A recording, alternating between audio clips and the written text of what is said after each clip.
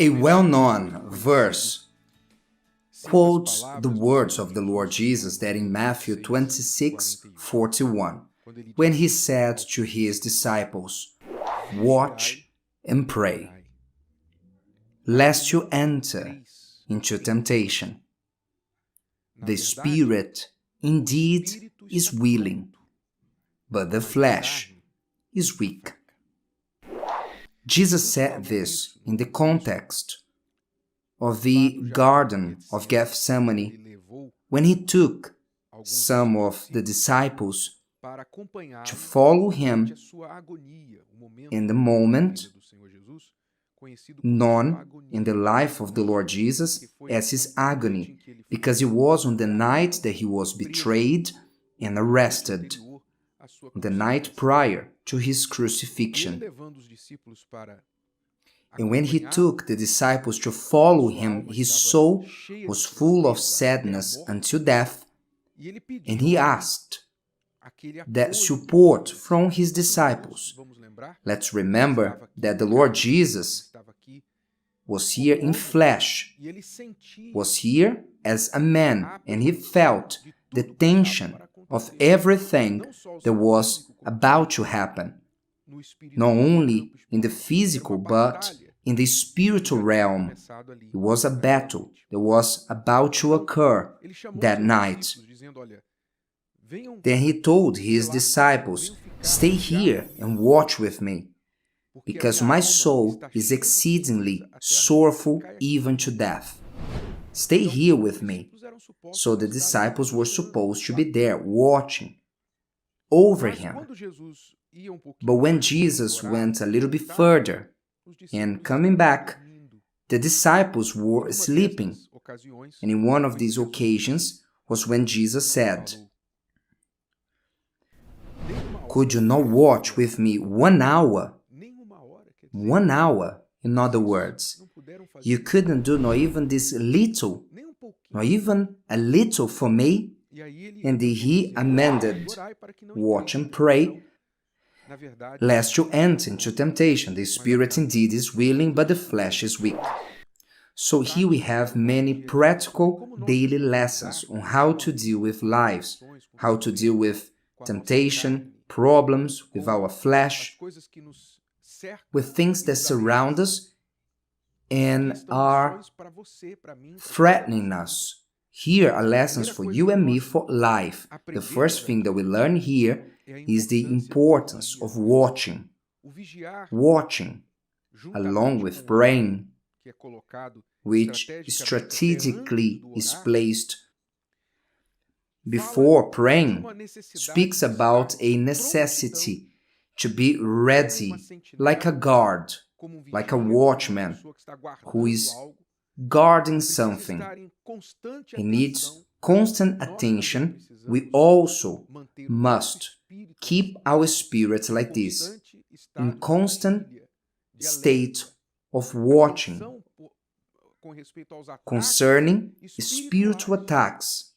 He said, "Watch and pray, lest you enter into temptation," which means temptation is sly.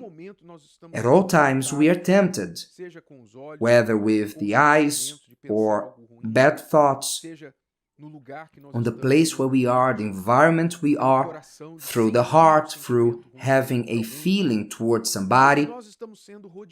We are all surrounded by temptation. Even in moments of peace, we are tempted. We recently spoke how in the time of peace, 40 years of peace, in the times of Gideon, right before the times of Gideon, was when people being complacent with their calmness, prosperity, ended up serving other gods. In complacency, in abundance, they make up ideas, bad ideas. This happens to rich people, not only with rich people, poor ones too, but usually poor people have to worry about what they will eat. And this is good in a way because they have their mind full with what they will eat, how they will pay their bills. But the rich ones, at times, because they have willingness, because all that they want their money can buy, and they don't need to work. And then complacency comes, and having a lot of money at their disposal, ideas come. What will I do with this money? What will I do with my time? And then problems come. And temptation presents itself like this. Even in moments of peace, we are at risk. Much more in the times of war. So he taught us, watch and pray lest you enter into temptation. Have you been tempted? Do you have a recurring thought that comes to your mind like, do this or do that? Are you being tempted? Are you being tempted to betray, to commit adultery, sins, theft, to join a scam, to make easy money? Are you being tempted to have grudges against someone who did something against you? Are you being tempted? So here is the solution. Watch and pray. You have to watch over these attacks against you, these temptations that are coming against you, and pray about it. Watch that you may not lower your guard and give in to your feelings, to the thoughts that they come, the bad ones that they come, and pray that God may cleanse your heart, may remove that from your life, that you may be away from the spirit that works in the sons of disobedience that we spoke in the previous message. Pray to tie up this spirit that is trying to deceive you. Watch, which is the work of the mind, of the spirit, and also to pray along with watching, which is also the work of the Spirit. And he warns, watch and pray lest you enter into temptation. The spirit indeed is willing, but the flesh is weak. Here, Jesus spoke about this dynamic that there is between our spirit and flesh. He said that the flesh, being weak, when the spirit of the person also is weak, the spirit subject to the flesh. What Jesus was telling the disciples is that they were not watching, so they were giving in to their flesh, which naturally was tired. Certainly they had a tiring day, and at that time of the night, the disciples were leaning against a tree, and you know, the silence of the night, feeling tired, they slept, is what the flesh was asking and needed in that moment. But the spirit knew better. Come on, Jesus is anguished.